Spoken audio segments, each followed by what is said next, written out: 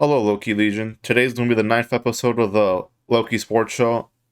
I don't really have too much time for an introduction because we have like 18 things to cover today. So, on our first game, we have the Chiefs at the Raiders. The Chiefs, absolutely destroyed the Raiders. The Raiders did not look like the same team they were last week, who were competing with the 49ers. The majority of the fans in attendance were Chiefs fans.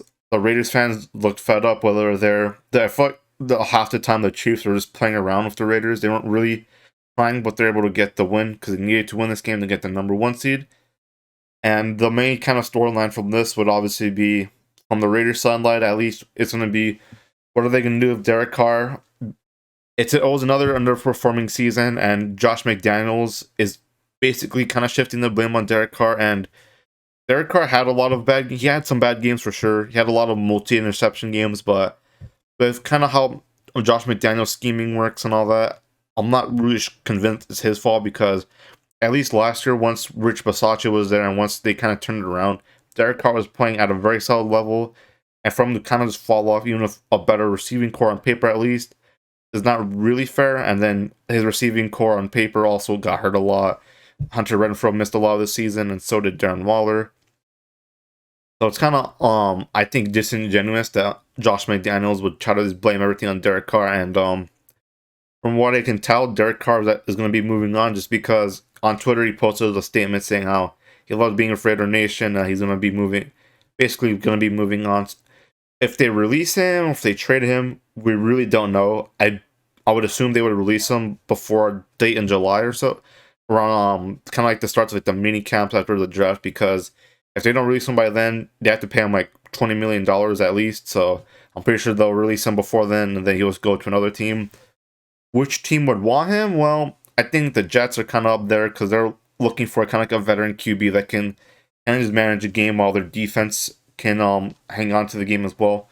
Maybe the Colts, because we know the Colts love their run QB kind of year by year basis. So who knows where he'll go, what's gonna happen with that. Just it was kind of another crappy season for the Raiders. After last year, they made the playoffs, nearly won against the Bengals, but this year they had a lot more expectations, signed way more free agents, and it really did not work out for them. While the Chiefs, they were kind of doubted. People thought they'd fall off, especially with no Tyreek Hill. They lost some pieces, but they're still rolling, and right now they have the number one seed. So next time I'll be talking about them, and will be the next time we did the predictions for the divisional round after the wild card round. So kind of moving on to another kind of a disappointing team. We have the Tennessee Titans. They played the Jacksonville Jaguars for a good old win in for the AFC South crown. Technically, Jacksonville could have gone in the playoffs if a bunch of other stuff happened, but for all intents and purposes, it was a win and in. Whoever lost was basically not going to make the playoffs, and both teams look bad. I'm not going to lie. I'm not going to sugarcoat it. They both played sloppy, especially on offense. Although it really did not kind of break away until the very end, where the Jacksonville defense really started to step up. I know they're playing Josh Dobbs, but they had like a really clutch forced fumble when Joshua Dobbs was moving his hand to pass. They're able to knock it out and take it back to the house. And then Trevor Lawrence just did not really perform really well. He didn't do anything spectacular, but it was just enough to get the job done. And then I think that was a real difference because Tennessee's was starting Joshua Dobbs, who had like his first career start was last week, I believe, against the Cowboys. This was the second, so obviously he does not have even the amount of experience Trevor Lawrence has, even though this is his second year.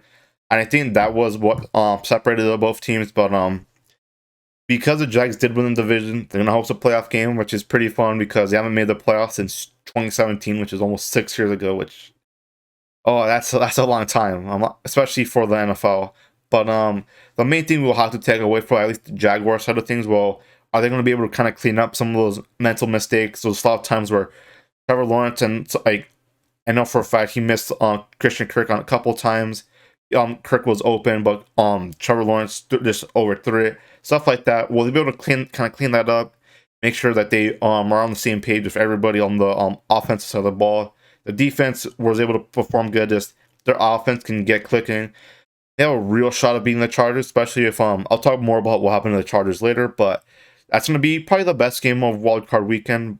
just because it's a 4 and 5 seed and a lot of other teams kind of barely made it in. A lot of juggernauts kind of in the 2 and 3 spots. So we'll have to see on how that goes. But Jaguars did win. They won the division. That's really cool to see. Happy for that fan base. They haven't won anything in a good amount of time. So it's fun to see them. That stadium was packed, so people did care. And kind of moving on though to a team that didn't make the playoffs, but was really close to. We have the Pittsburgh Steelers and their game against the Browns. The Steelers, they had a really bad start to the year. They had started the year 3-4. Mitch Trubisky was a starter. He got benched for Kenny Pickett, and then it really seemed like they were down in the water, but then they're able to go on a little bit of a run. They finished the season 9-8, which is pretty cool because it keeps Mike Tomlin's 500 or better streak alive. It means they have 16 weeks of, well, I mean, it's not 16 weeks, but 16 years, entire years of seasons where they didn't have under 500 record, which is always awesome to see. Very that shows Mike Tomlin is a pretty good coach, even if sometimes some of those wins, some of those seasons can be a little bit a little bit sloppy. He still gets it done.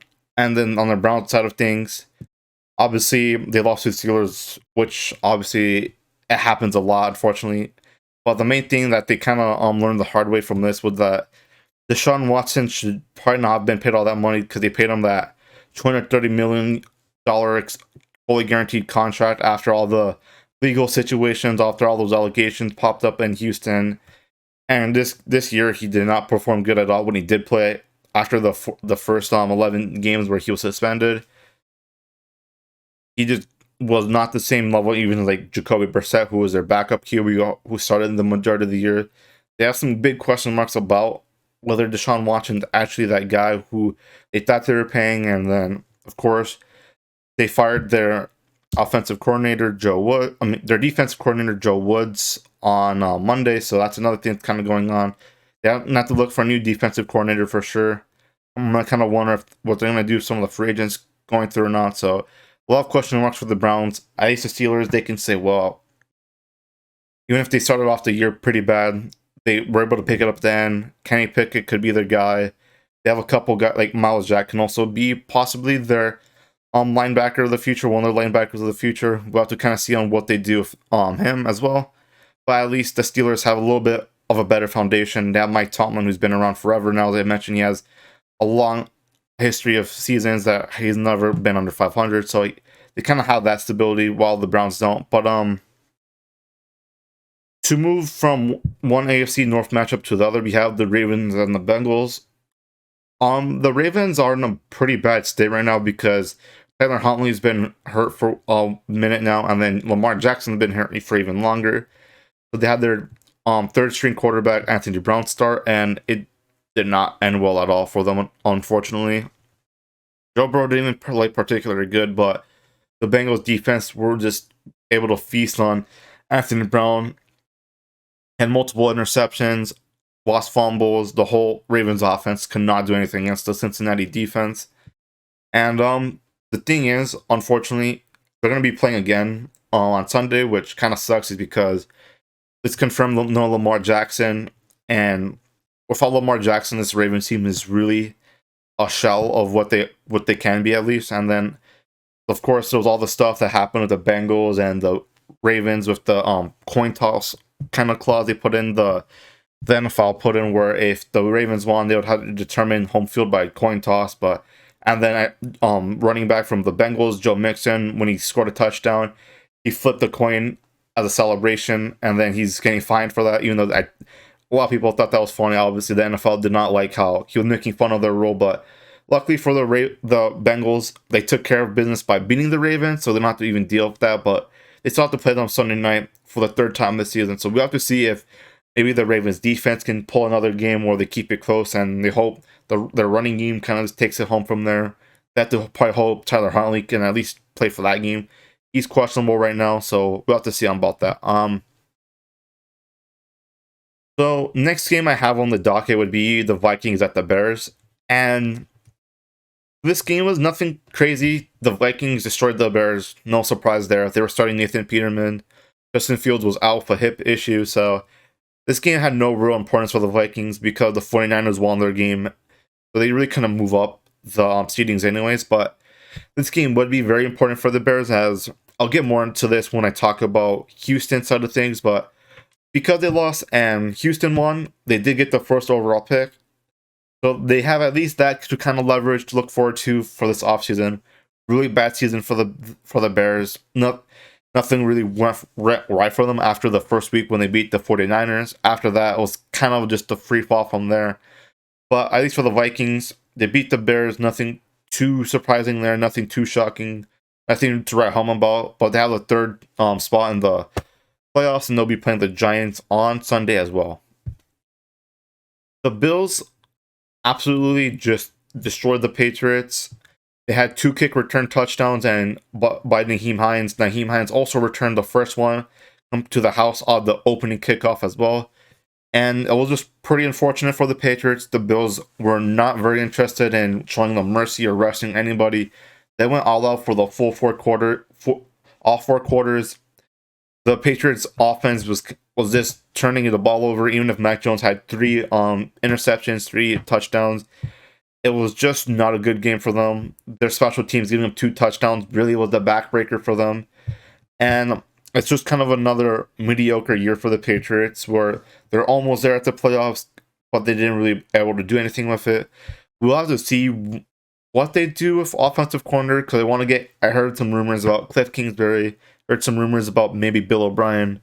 Not really sure what their plan is with that going forward, because their defense is still relatively stout. It's just obviously now that there's been issues with the offensive side of the ball for the Patriots for a while now. With they signed all those free agents last year, and I feel they're still just middle of the pack. They don't have like a wide receiver 1 like a DeAndre Hopkins, who they want an eye for, which would be big for them if they can get him, of course. And also like that running back committee. Like Ramondre Stevenson's kind of inconsistent, especially once Harris came back. So we have to see if they want to maybe get someone who can just be the number back 1 and then have kind of a more defined 2 and 3. Who knows what they're going to be doing to kind of retool this roster? Because Mac Jones has showed flashes, but he's also struggled as well. Who really knows with that? We just know they lost to the Bills because of that. No playoffs for them, while the Bills were able to get the number 2 seed, and they'll be playing another divisional opponent, the Dolphins. And talking about those same Dolphins, they played against the Jets home, and that was a pretty boring game, pretty gritty. The final score was like 11-6 because there was like a kind of a weird safety at the end of the game, but basically it was a field goal war. They both kicked 3 field goals each. Joe Flacco started for the Jets, which in 2023 is probably not your best option, but with how Zach Wilson hasn't been playing, and with Mike White, I believe, having an injury as well, he was their best option. And Miami was also banged up as well because they didn't even have Teddy Bridgewater or Tua for this game. They had Skylar Thompson as well.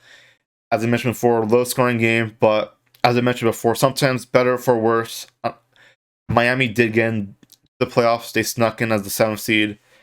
The reason why I kind of say that is because while obviously it's cool they make the playoffs, if they're really going to be cool, because they're going to be playing the Bills on the road at this time of year. It's going to be cold.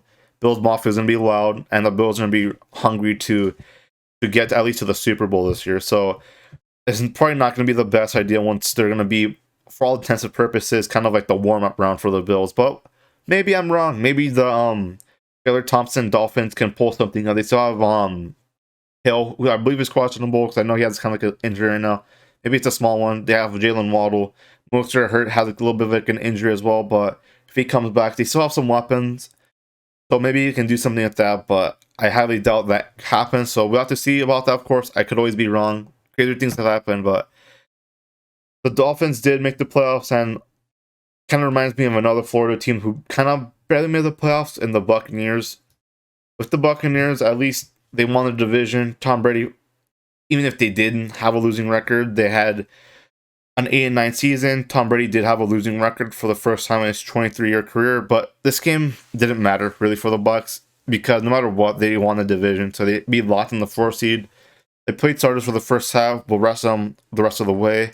The Falcons did beat Tom Brady in a start, which I guess is the first for them, so that's cool. They just played a lot of their younger players. Desmond Ridder was playing as well, so they just kind of see what they have, at least for next year. I'm not sure what the Falcons, what they're going to prioritize. Maybe on part of the offensive side of the ball because they're not going to have Calvin Ridley back for next year even.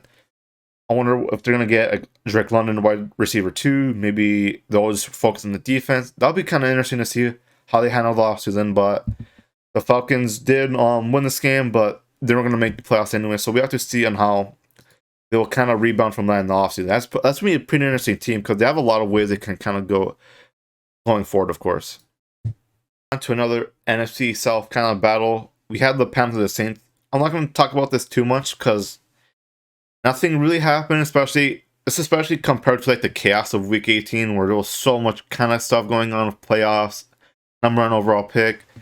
This was a little bit more of a kind of like a middle of the pack, middle of the road kind of teams going at it. Marcus Davenport and Deontay Foreman kind of fought. That was like that kind of highlight of the game.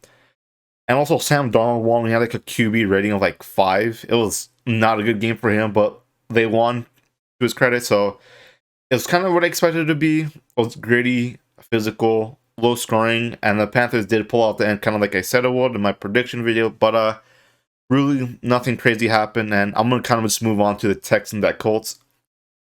This is the game I want to talk about. So Lovie Smith and Davis Mills effectively just blew up their tank and costed them the first overall pick, which now goes to the Bears, as they kind of alluded to earlier. And the thing about this, which makes it so crazy, is that there are reports that Lovie Smith knew his job security was in vain, so he has to meet with ownership, and that was before the game. So what I kind of took away from this after the fact, he got fired like hours before the game ended. Normally, when coaches are on the chopping block this late, they kind of just fire them at the end of the season on Black Monday, of course. But Lovie Smith just got fired like, on exaggeration, like 4 hours after the game ended. And wow. So my main takeaway was that they told him that, hey, we're not gonna bring him back. Your tenure is over the second the week 18 is done and all that fun stuff. So to stick it to them, he basically said, all right, we're gonna win this game and lose you guys the first overall pick. Well, obviously, people, especially people who are a little bit more of an older mindset, will say, well, you played to win every game. But with how organizations have kind of adapted with analytics and all that stuff, they're more in the perspective, well, why would we win a game when we can lose it and get a better draft pick, which can help us later? And obviously, the Texans were in that mindset where let's just lose out the rest of the year. We'll get a good draft pick. We'll kind of just fire everybody who is part of this, and then we'll have like new pieces. So we can kind of get a new coach in here. But because Lovie Smith knew he was getting fired, he had nothing to lose. So when at the end of the game, when they got the Hail Mary, of course, which the Colts are also, that's another thing as well, but I'll talk about that in a second. Lovie Smith went for 2, he got it, and then that's what cost them, because most coaches in that situation, why would they want to kind of win that game when there's no lose on the pick? But he said, well, we're going for 2. He got 2, and then, well, he got fired right after, but that costed the Texans a first overall pick, which now goes to the Bears, and this can really be a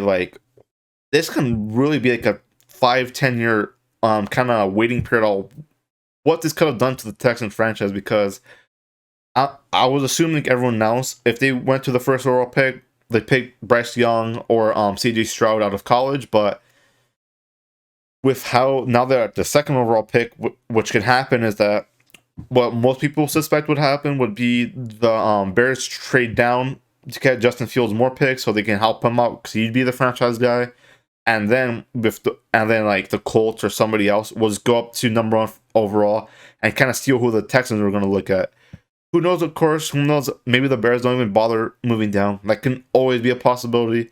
Really don't know until we kind of hear more, because the season barely ended for the majority of teams. But even still, this was one hell of a crazy way to end your season, just to blow up the tank. That this team was like just awful. They didn't even win like 4 games. In the last couple of weeks, they were starting to win. It was a really bad season for the Texans, and they didn't even get the first overall pick. So I know there were like a lot of memes on the internet. Well, they didn't even know how to suck right. Like they suck at losing. Like they didn't even know how to like lose properly. At least when most teams, like when the Jaguars lost. They got the first overall pick twice. So this situation kind of reminds me of what happened to the Jets, where they won like 2 like their last 3 games, and then they got the second overall pick, which was Zach Wilson instead of Trevor Lawrence. I could possibly happen again with the Texans, but obviously there was another team I played, which were the Colts, and from the Colts' perspective, this whole like run a QB, we have like a veteran QB like a Phillip Rivers, Carson Wentz, Matt Ryan era just needs to go.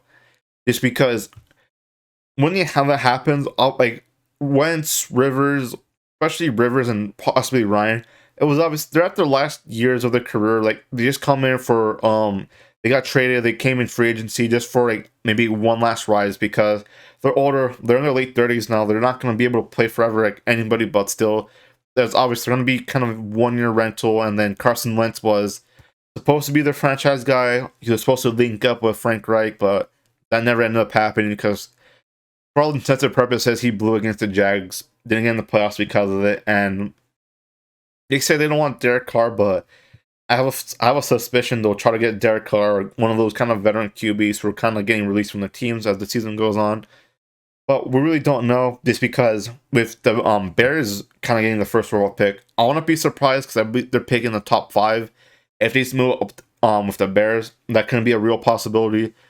I'll make sure to talk more about that stuff and my mock drafts, kind of like my draft analysis, because that's a lot at the whole kind of worms, entirely separate from kind of like the normal regular season stuff that we're talking about. But that game had a lot of implications for draft positioning, jobs, and it kind of shows already Lovie Smith lost his job, and then now they have the second overall pick instead of the first pick. We'll really have to see in the offseason what the Bears do with the first pick and what the Texans do with the second pick. But anyways, kind of enough about that game because I was talking about that game for almost 7 minutes. We got the Cardinals at the 49ers. The Cardinals in this last game of theirs, they pulled out all the tricks. They had like that one play. If you watched Hard Knocks, it was a Joe Montana play where it was a pass back to David Blau and then to one of the running backs. I don't even know which one because I know James Conner was hurt, and then they would throw it back to him, and then he just kind of. It was basically kind of like a weird screen / flea flicker kind of play, and it works because AJ Green was able to get pretty open, and then Lenoir was not able to just bat the ball away, so he was able to, and then he kind of missed a tackle afterwards, so he got a touchdown. But really, other than like that one play at the start of the game, the Cardinals did not do anything. They got blown up by 20 points at the end of the day. The 49ers have also clinched the division. That was a while ago, but they're able to really clinch the division just by going 6-0. They swept everybody: Cardinals, Rams, Seahawks. They had the number 2 seed based on winning this game. The Vikings won their game, but because they won this game, but Philly won too, they got the 2nd seed. But like the main storyline I want to focus on would mainly be about JJ Watt because he's a class act, very good person. He's gonna go in the Hall of Fame, first ballot Hall of Famer, 3-time Defensive Player of the Year. This was his last game. It was in Santa Clara, and he played well. He had multiple sacks, but it just kind of sucks to see him go because from mainly watching Hard Knocks this season, the in-season version, of course, I watched both of them, but JJ Watt was kind of a stand-up guy. He was always talking to his teammates, the young guys, the older guys. He was always coaching them up, always giving them advice when he really didn't have to. Because I understand when you're a veteran player who's kind of want to probably get through it, but he took a lot of time to kind of talk to about some, especially Zach Thomas. He was talking to them about his edge position and what he can do to become a better rusher. So that just shows what kind of person he was. And this was his last season, and I thought he could have played longer, but with how dysfunctional the Cardinals organization and him having a kid as well, I understand his decision just because the Cardinals organization continues to just crumble. There was like the resignation / the step away of Klein. I'm pretty sure he just got fired, but they're gonna say they resigned because that sounds nicer for a PR perspective. Cliff Kingsbury just got fired straight up though. They part ways with him, but he's got fired. That's what it is. And I know some like the other positional coaches got fired as well. Their owner seems pretty pissed on the last episode of Hard Knocks, which I would be too. He paid Kyler Murray a bunch of money, paid Cliff a lot of money. He was paying Kimes money. They had like those big fat extensions, and then nothing really came out of that. They didn't have a winning season. They didn't win the division. They didn't even make the playoffs. Nothing really went well for them. Kyler's hurt. And there's so much that we can talk about the Cardinals of what happened, what they can do, who are they going to hire. But I'm going to mainly save that for a recap series where I'm going to talk about every team, how their season went, disappointment, did they overperform, all that stuff. A little bit later, and I'll probably talk more about that when I do a Hard Knocks review, because there's so much. The Cardinals just had such a crazy season. I can talk about them all day, but I'm going to kind of spare you guys from that for at least right now. But the next game I want to talk about would be the Cowboys, the Commanders, and that was a rough one, especially if you're a Cowboys fan. Basically, what kind of happened in this game was that the Commanders had nothing to play for. Didn't even play Heineke or Wentz. Losing, well, I think they finished 500, but no playoffs. Kind of like a mediocre season. Sam Howell was starting for the first time. He was a rookie QB out of North Carolina. And they still blew up the Cowboys by 20 points. I think the main thing people kind of took away from this, because everyone loves to kind of meme the Cowboys, make fun of them, all that stuff, was Dak Prescott just threw a pick six right to I believe it was Kyle Fuller. He just threw it right to him. He took it obviously to the house, and then there's a really concerning stat about Dak Prescott with his interceptions, because he has 15 interceptions this season, which is the most, and he missed 5 games as well. So he has the most interceptions while missing some time as well. So whether they can clean it up, whether the defense can kind of get back to form or not, we'll really have to see. But I'm really not confident in the game going against Tampa Bay. Tampa Bay is not too good this season either, but they've been playing at least a little bit better than how the Cowboys have been playing. But I'll say that for my analysis on that game. So next game we have kind of lined up would be Rams Seahawks. Seahawks barely won this game. They won in overtime because they had like the whole Jason Myers kick ready to go. He just missed it entirely. And then had to go to overtime. But another kind of main storyline that came from this game would be, for the game, there was like a really kind of bad roughing the punter call, which gave Seattle obviously a new set of downs and kind of really saved them from possibly having the Rams have their own drive to end the game. But another thing from that would be, obviously, because they did win, they eliminated Detroit, and then they also were able to get their spot in the playoffs as a 7th seed. But another thing I want to take away from this game is that the Sean McVay rumors were false. As I said before in a couple episodes back, I was not really sure where they came from, and I didn't really understand why McVay would want to retire, especially if this is just an injury year, Super Bowl hangover, that kind of stuff happens. But he did say that he was coming back for at least next year. Whether Matthew Stafford or Baker Mayfield will both be back or one or the other, that's going to be an interesting storyline. I want to make sure I'll talk about that as I get more information on that. But next game up, Giants at Eagles. The Eagles did finally win the division after nearly blowing it to the Cowboys. The Giants really just rested their starters because they knew that they were not going to have a bye week. I know Davis Webb was starting for Daniel Jones. There was no Saquon either, so it was just kind of the Giants' backup versus the Eagles starters, because the Eagles absolutely were in like panic mode. They needed to win to get the number 1 seed, actually win the division, all that fun stuff. But nothing too crazy. Oh, just the Giants were resting. Eagles did what they had to do, and then Giants are just rest. Army playing next week at Minnesota, while the Eagles enjoy the week off. So a team that did not rest their starters, and they probably wish they did. We have the Chargers on their game against the Broncos. The Chargers played their full starters, which did not make sense to me at all, just because I understand if you want to get higher seeding so you can play a little bit of an easier team. That's fair, but the thing is, the Ravens lost earlier in the day, so they knew that they were locked in the 5th seed. They're going to play at Jacksonville. That was basically what the matchup was going to be. There was no, we'd rather play we'd rather play Jacksonville than Cincinnati to kind of line up. It was always going to be against Jacksonville. The Chargers played everybody, and well, I know for a fact Joey Bosa got hurt, and Mike Williams is going to miss the next 2-3 weeks with a back injury, and it just didn't make sense why. Maybe sure we played them like in the first quarter or maybe first half, but they were playing the full game, and it didn't make sense to me why Staley was playing everybody for the full game, because I know Justin Herbert got hit a couple times pretty hard, and I have to give credit though to Denver because they did win this game. Because obviously they were playing their starters. They didn't really have anything to gain from this because their pick goes to Seattle anyways. Russell Wilson had a couple nice throws. He's been looking better since Nathaniel Hackett did get fired, which kind of gives them a little bit of hope for the future. And it kind of just blames the shift of blame a little bit on Nathaniel Hackett for not probably using Russ properly. But even so, at least Russell Wilson and the Broncos kind of finished the season looking at least a lot better than they did starting off the year. So that at least that to kind of look forward to. With the Sunday night finale for the regular season, we had the Lions at the Packers, and this game felt like a changing of the guard kind of game.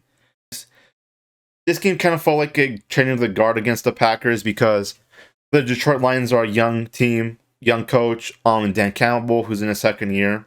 And they went into Green Bay, went into Lambeau Field, nothing to play for all intents and purposes.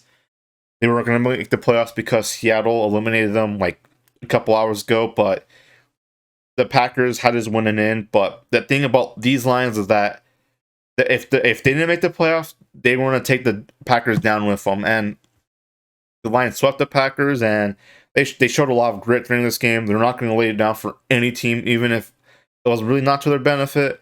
And this kind of just shows for the Packers side of things that they really just do not have the same kind of intensity, grit, like some of those more intangible features that the Lions have, just because the Lions went into this game motivated, hungry, even if, obviously, as I mentioned before, they weren't going to make the playoffs anyways. They want to still show the world, show everyone in prime time, hey, they're a real deal team. There's a reason why they got put on prime time.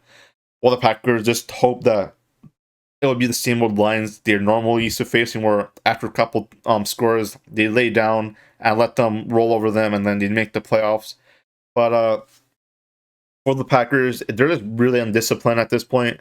There was a time where there was an incident where during the game, Quay Walker just pushed one of the Detroit trainers, medical staff, and that was really unprofessional. He got ejected for that, obviously, because cannot just push people. If you did that anywhere else, you can get sued, arrested, all that stuff. But he got ejected for that game and for that kind of game he was trying to play. And then the main thing for the Packers is going to be, hey, is Rodgers retiring? Is he doing the same thing he did almost 2 years in a row now, where after the game, Aaron Rodgers told, I believe, Jamal Williams, I want to keep the jersey, and then now everyone, because Aaron Rodgers obviously such a big media figure, people are wondering, is he retiring? Is he gonna be traded? Is he getting cut?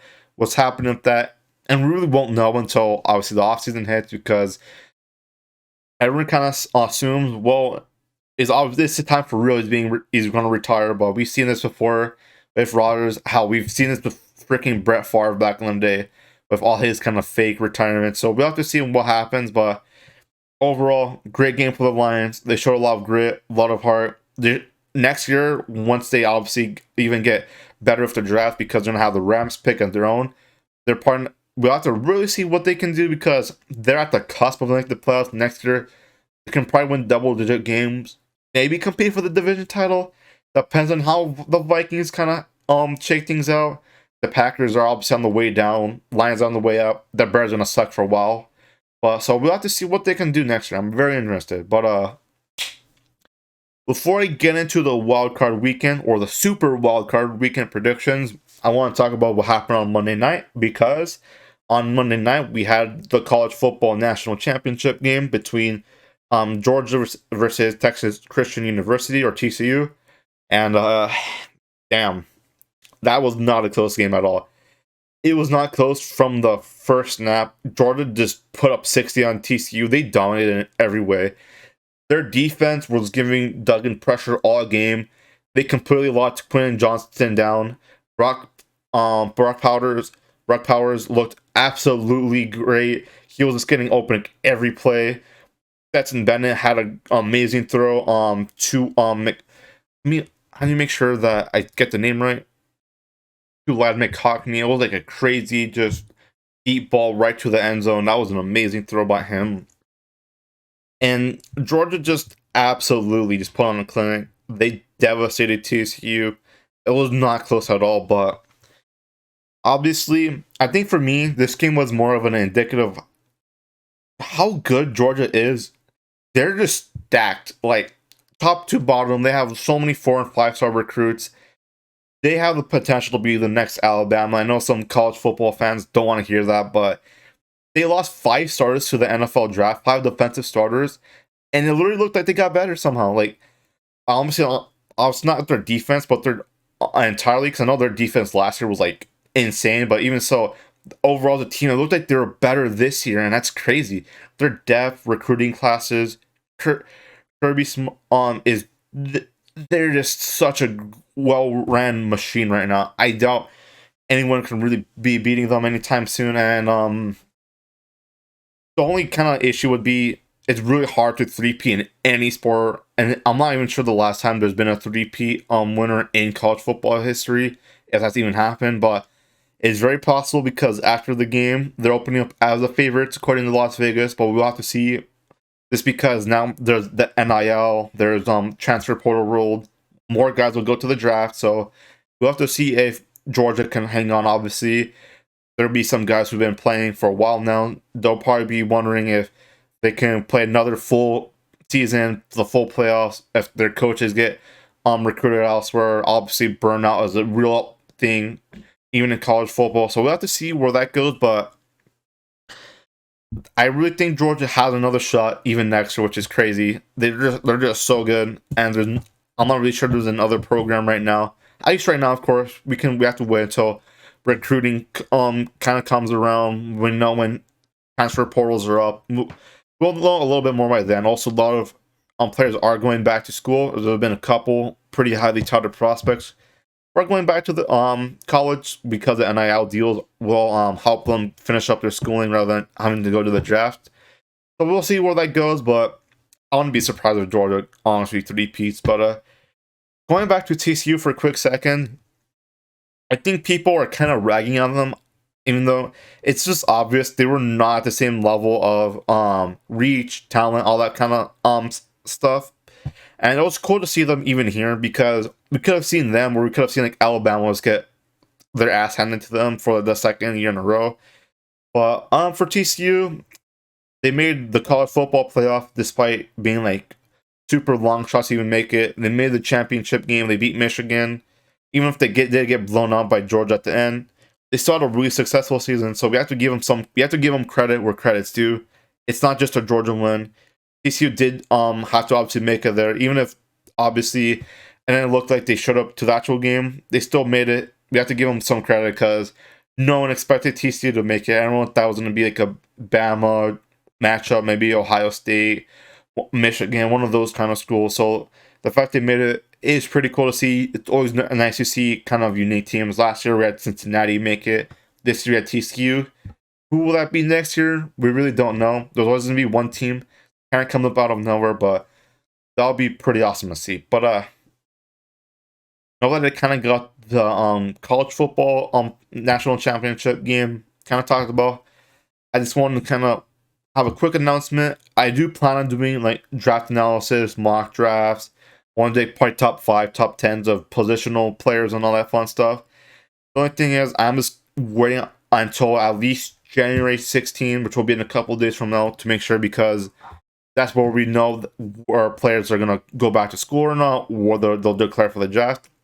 Because there's already been a couple players they mentioned before where they're going back to school, even though they would be first, second round level picks. So I don't want to make a like top 10 QB kind of list and then number 8 or whoever goes back to school, or make a running back list where a couple of the running backs are not even there and like 2-3 days after and it gets outdated. I want to make sure what I can do is up to date. So I'll make sure all that stuff will get to you as soon as I can. Once I know who declares for the draft, then we'll kind of go on from there. But let's talk about Super Wildcard Weekend. And the first game we're going to have, which will be tomorrow afternoon, will be Seattle going to Santa Clara to play the San Francisco 49ers.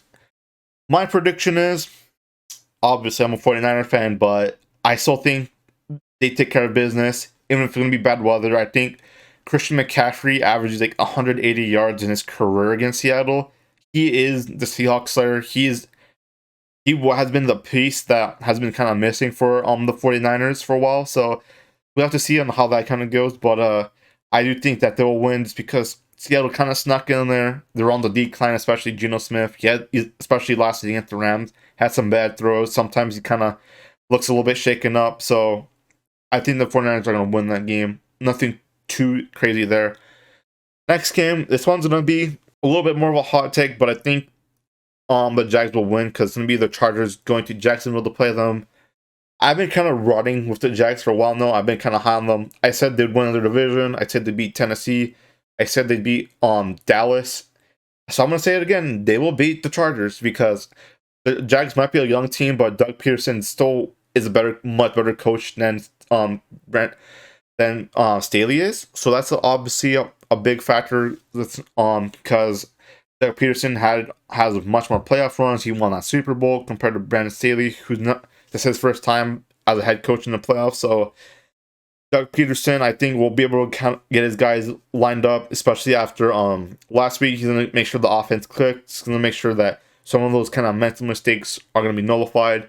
And I think it's going to help him a lot. And I think the main kind of turning point for me, why I'm going for the Jaguars and why I think they'll win, is because Mike Williams got hurt last week for 2 to 3 weeks in a game that did not mean anything. So, and this game, obviously, I'm not sure. I doubt both their defense are going to be able to stop Trevor Lawrence, his offense, his Justin Herbert, his guys, his firepower. So, not having Mike Williams as a big body target that can make contested catches is really going to hurt the Chargers. So, I think Jacksonville will take that one.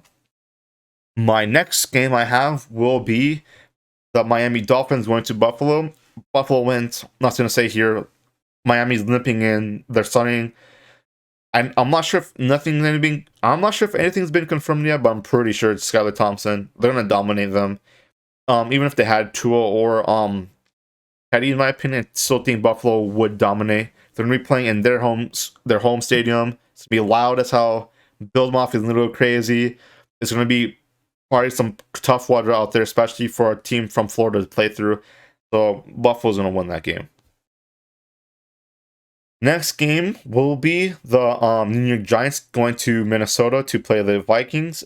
I think the Giants will play hard. I think they will keep them in, but Minnesota will pull away at the end. Kind of like similar to how their game the regular season played out.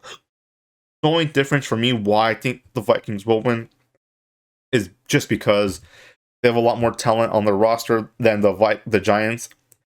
And because the Giants have way less talent, it's crazy how Brian Daboll kind of was able to get this team to the playoffs, because they really do not have a talent at all compared to any of the other playoff teams, even like Seattle or like kind of like a Jacksonville or some like the lower end teams. The Giants have nowhere near the talent, and they still made the playoffs. They still won 10 games, so they'll be fun to see. They haven't made the playoffs in a while, but I think they'll lose to the Vikings, even if they keep it close.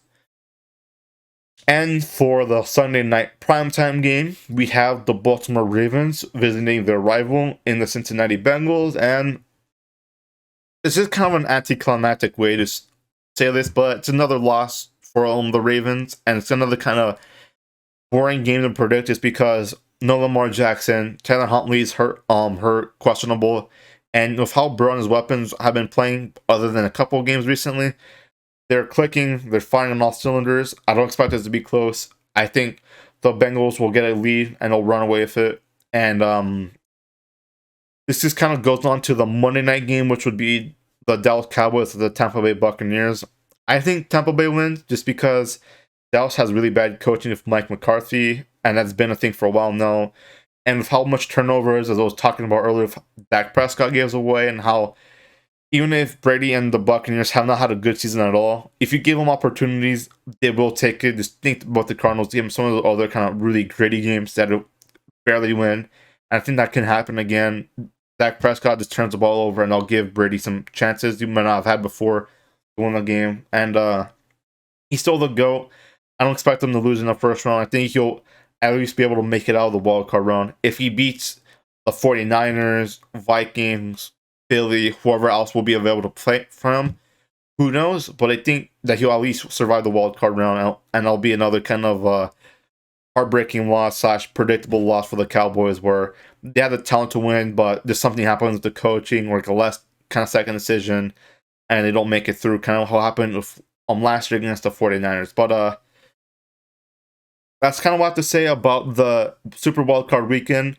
Unfortunately, a lot of the matchups are kind of they're not really anticipated. It's because the 7 seed, both conferences had a 17 that barely kind of made it in, and then it's like some of the more competitive games, obviously, that have the Chiefs or Eagles are going to be reserved for next week. Well, right now we're kind of seeing, especially with how the NFL has been, with how crazy a lot of teams have lost, won games, barely won, all that stuff.